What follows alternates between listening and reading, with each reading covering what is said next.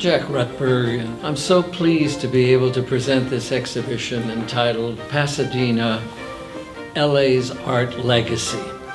It's a surprising exhibition, not the least of which is a surprise for me. We took a deep dive into the history of Pasadena since having moved here a few years ago and discovered that its history is just not been charted in a way that it deserves to be.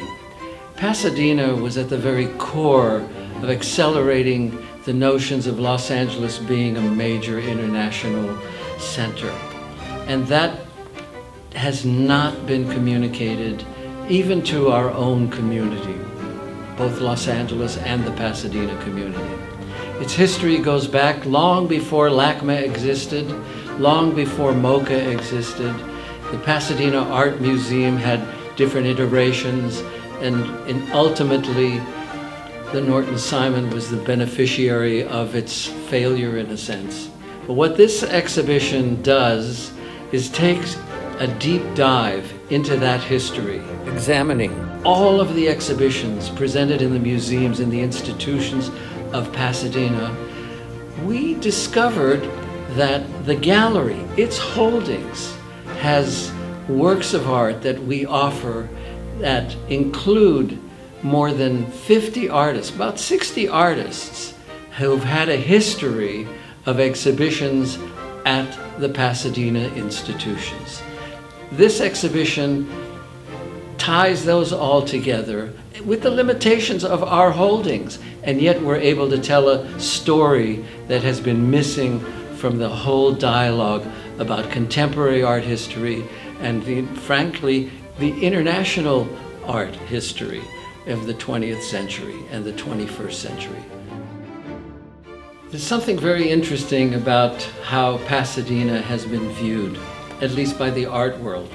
Everyone seems to know, well, I shouldn't say everyone seems to know, but a great many people know that Marcel Duchamp, currently receiving a major retrospective at the Museum of Modern Art in New York, his very first American retrospective happened here in Pasadena. The Pasadena Museum of Art presented Duchamp in the mid-60s.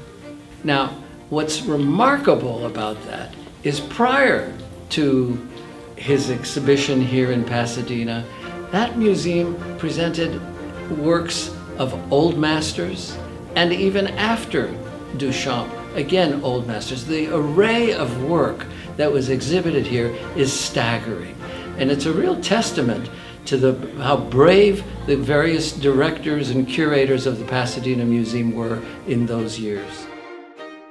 An example of how the eclectic range of exhibitions prior to Duchamp and post-Duchamp are clearly stated on this wall. We have here an etching by Jacques Rutberg, one of the most important etchers in the history of art. This is the artist who created new techniques for artists like Rembrandt to follow and create masterpieces.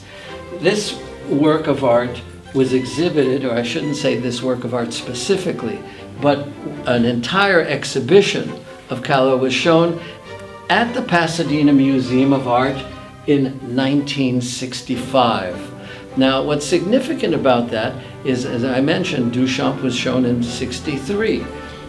Above it is another work, hundreds of years later, by Daumier. What's interesting about these two works is that Kahlo, it's been suggested that he was the artist that really introduced the notions of descriptions in works of art.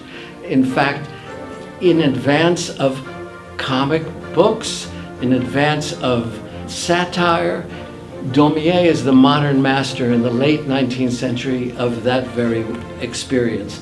And one of the great collections of Daumier actually resides in Los Angeles, the collection at the Hammer Museum.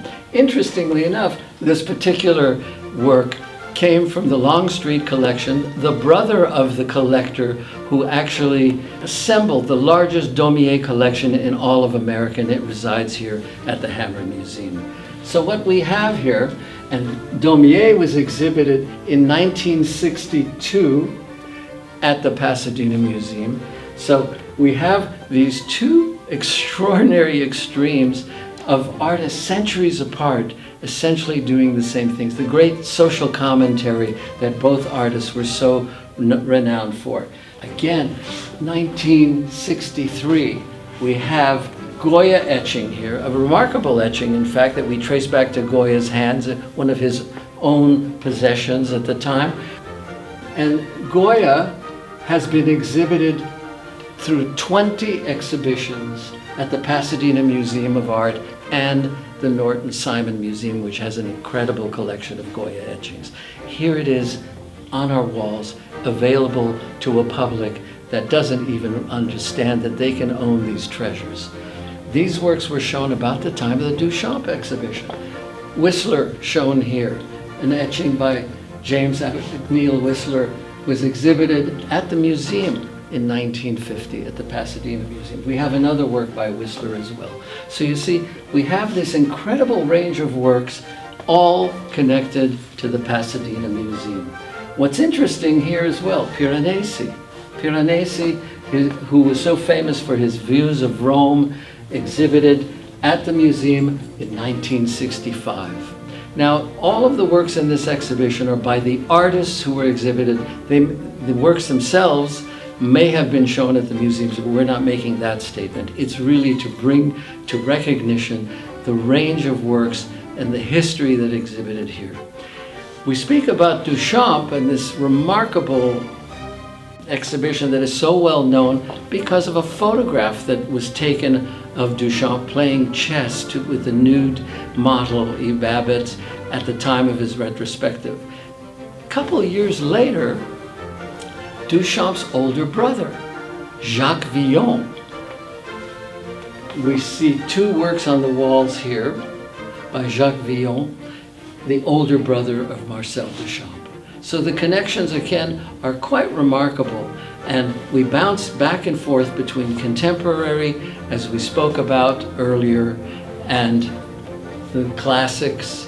And what we see is particularly in the 50s and early 60s, very early 60s, we see the great masters. The art world knew, the American art world knew of these great European geniuses, these masters of art history. But something else is happening around that time, in the 1960s. We see the emergence of a youth culture, a new sensibility in Los Angeles, one that we are so aware of today by virtue of these artists that came to a fore at that particular period. What distinguishes all the works in this exhibition is that we have noted at the bottom of every single work of art, all 70 works, the year that these works or that artist was shown at the respective museums, be it the Pasadena Museum, the Huntington, ArtCenter College, Pasadena Museum of California Art that existed. So we're really giving here a story that is a remarkable unfolding of a history that you learn by sheerly coming to the gallery and reading each label. Among the classics that were shown, for example, rare to be seen in Los Angeles, the works of Max Klinger, who was so associated with the symbolist movement, of critically important etcher and sculptor and painter in the late 19th century Germany. Rodin, well represented at the Norton Simon Museum as you enter the museum to the grandeur of his monumental sculptures. Mayol, another artist so frequently exhibited and on permanent view at the Norton Simon Museum, who in fact was critically important as a source for the minimalists, who so regarded his paring down the form to simplicity, to absolute essentials. Among the many of the masterworks that were shown at the Pasadena Museum, we see, in addition to Jacques Villon, Vuillard, Degas, Chagall.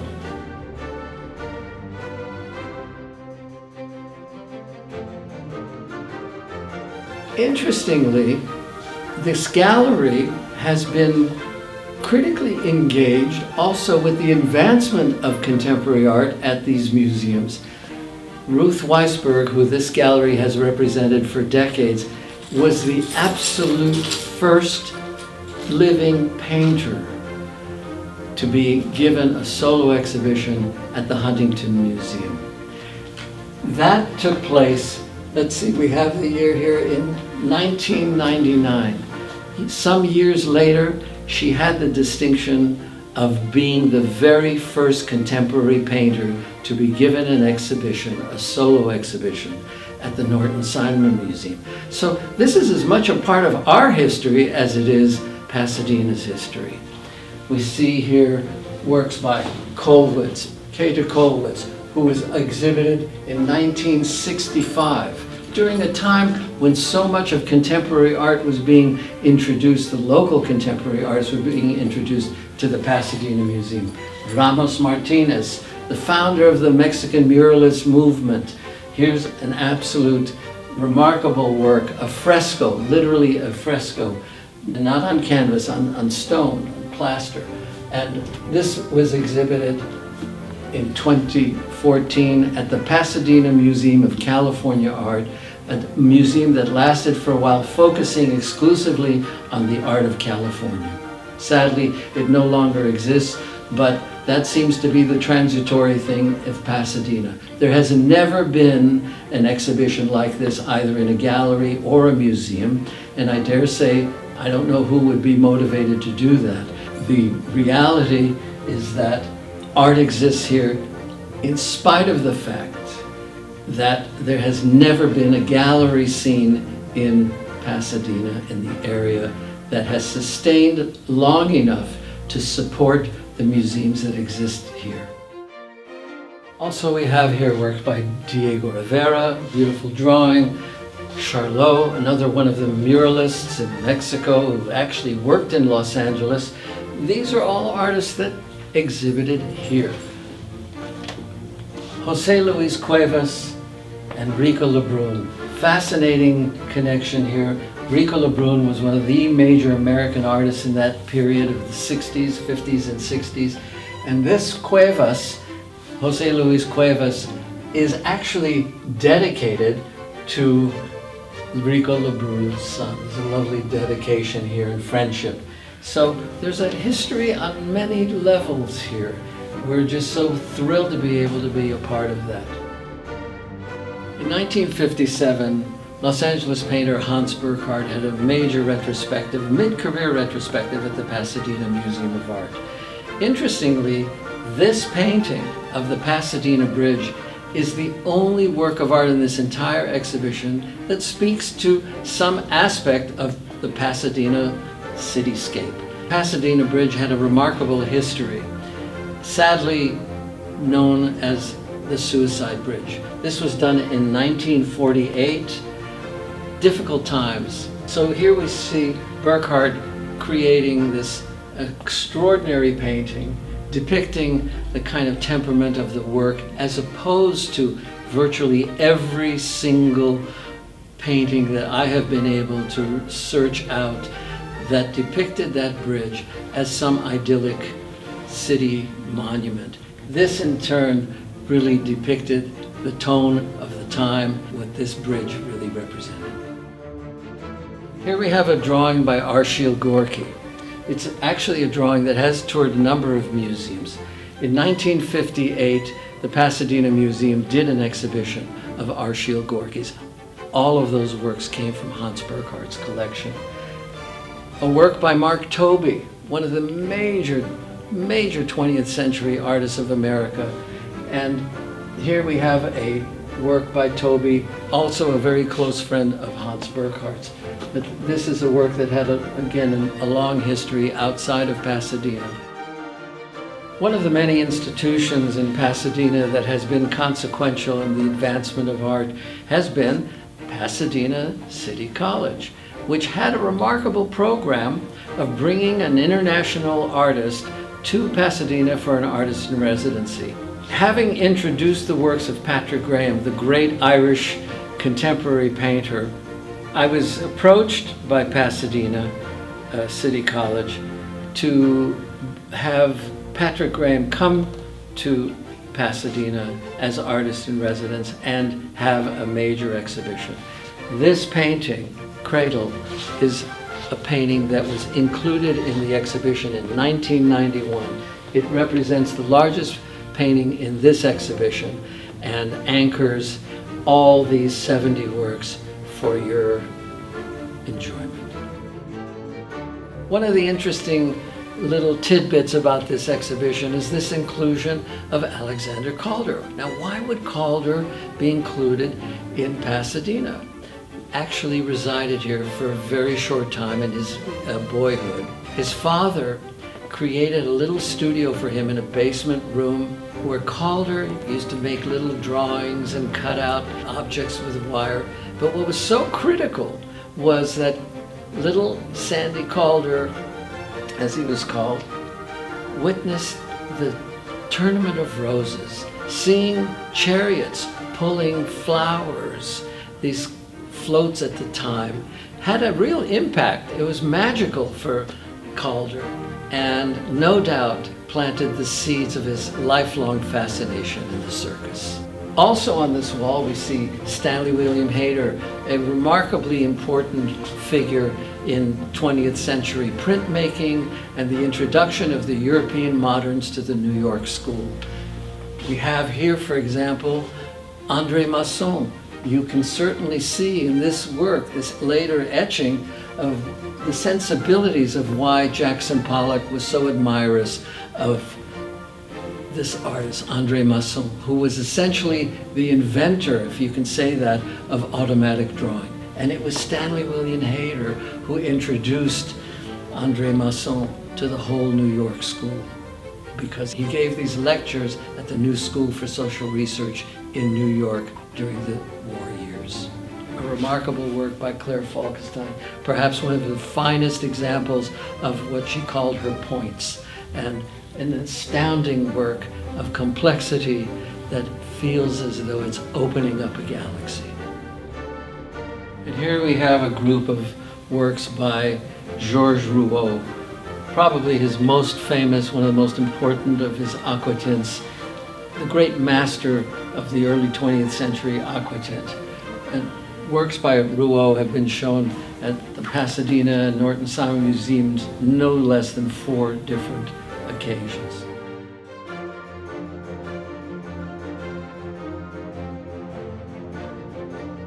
So here we have a work by Paul Klee, currently much discussion because the Norton Simon, of course, has a Gloucestershire collection on exhibition, or at least an exhibition that is dedicated to her. She was the champion of the Blue Four, and the Norton Simon has a remarkable collection of watercolors by Paul Klee. But we talked about the contemporary art scene being introduced. Some wonderful example here, Frederick Hammersley, one of the really major artists of minimalism in Los Angeles. A very significant early work by Hammersley. Actually had an exhibition at the museum in 1961. That's at the Pasadena Museum. Ed Ruscha has been featured any numbers of times at the museums. I think we have here a note that has been featured in at least 10 solo exhibitions and group exhibitions at the Pasadena Museum, Norton Simon. Oscar Fischinger, another pioneer of abstract animation. Here we have a work from the 1957 who was featured at the Pasadena Museum as well. Motherwell, exhibited in the early 60s at the Pasadena Museum. Sam Francis at the Pasadena Museum. Monumental paintings are on exhibition, on permanent exhibition at the Norton Simon Museum. A lithograph by Lynn Folks, also exhibited at Pasadena. And here we have work by Magritte, Man Ray, and Moore, Henry Moore, all well known for their works internationally, having had their moments at the Pasadena Museum. Carl Oppel, who was one of the founding members of the Cobra movement, the European Expressionists, actually had his first solo museum exhibition tour. It was exhibited here in Pasadena as well. A painting by Stanton MacDonald Wright, one of the founders of synchronism at the early part of the 20th century, along with Morgan Russell. A work by Bonnard, a rare example of sculpture by Bonnard. Here's a bronze. Few have seen works by Bonnard. Archipenko, Mayol, Morgan Russell, who I mentioned as a co-founder with Stanton MacDonald Wright, all having had their history in Pasadena museums. Here we have an oil painting by George Gross, who was featured at the museum in 1954 with a major retrospective. Fontaine-Latour received 2 different exhibitions at the Pasadena Museum of Art, one in 1953 and the other in 1970. A master of the still life, but this exhibition, in a sense, brings together not only Fontaine-Latour, but by default, a certain retrospective. You see 3 works that, in some respects, serves as a retrospective. The aspect that is well known, of course, of the still lifes as the great master of the subject. His portraits are extraordinary. This is an original lithograph of his sister's embroidering. And the other aspect was his surreal sort of works that come from dreams, interpretations of music, this being from a Wagnerian opera. And then jumping back to contemporary works, we have the works of George Herms, the great assemblagist of Los Angeles associated with the Beat Generation. His elder was Gordon Wagner. We see now the emergence of the artist Alison Saar. We have a work here. The great Louise Nevelson, Jim Morphesis, who had a major exhibition at Pasadena Museum of California Art, Mark Stephen Greenfield,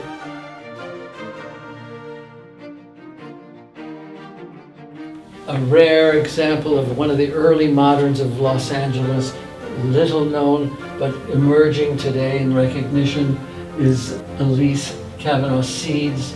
This is a work from about 1952. Emil Bistrom, who had a major retrospective at the Pasadena Museum. And so many other artists. Morcer Feidelson, a great advocate for modern art in Los Angeles, exhibited in 1952 at the Pasadena Museum. Krasnow, Peter Krasnow, James Strombotny, Jack Sajak, and Morris Broderson. An extraordinary array of works. And what's so important to recognize is that these are not artifacts under glass when you go to a museum. These are works that are part of our community. They're part of our history. And it's a way for the public to participate in their past history, their present, and hopefully their future. Every time you go to a museum, somewhere behind that work of art that you're admiring, there was an artist and an art dealer that somehow found home for these works. None of those museums would exist today had it not been for those of us who have loved these works and protected them for the future. And this is the public's ability to engage in that future.